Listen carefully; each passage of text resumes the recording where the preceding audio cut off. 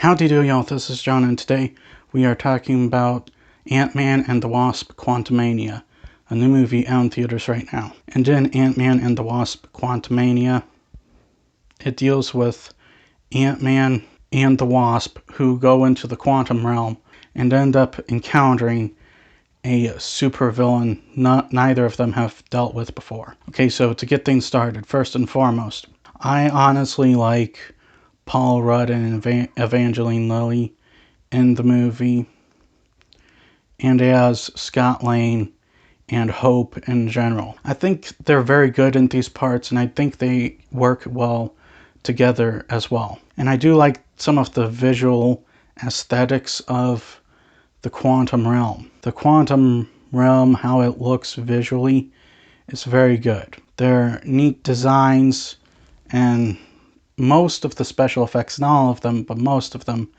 don't look bad. And I do at least like the idea that the movie has about these heroes going into a very different world, not like their world or any other world in the multiverse. The problem that I have with this movie is that, narratively speaking, it is very muddled. The movie's narrative is all over the place.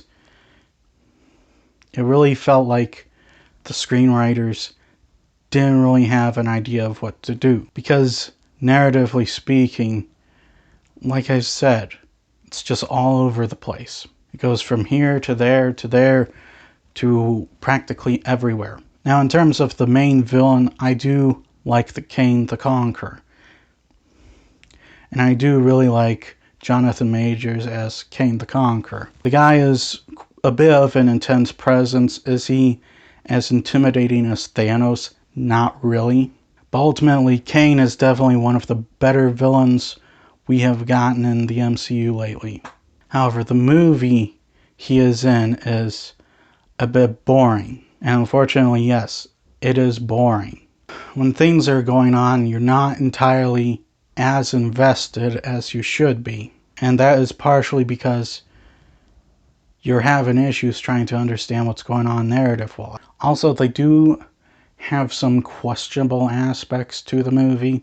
Like Hank Pym goes and he talks about this one thing.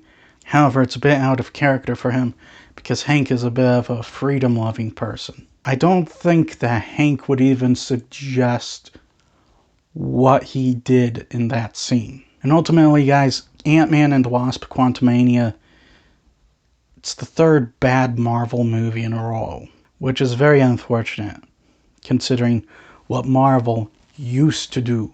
While I like the two leads, while I like the villain, and I like the actors playing them, ultimately, the movie is very boring.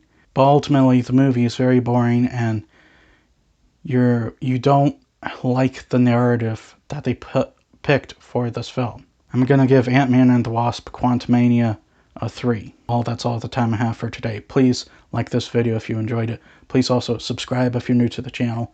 And as always, please remember, the Podetsky will return.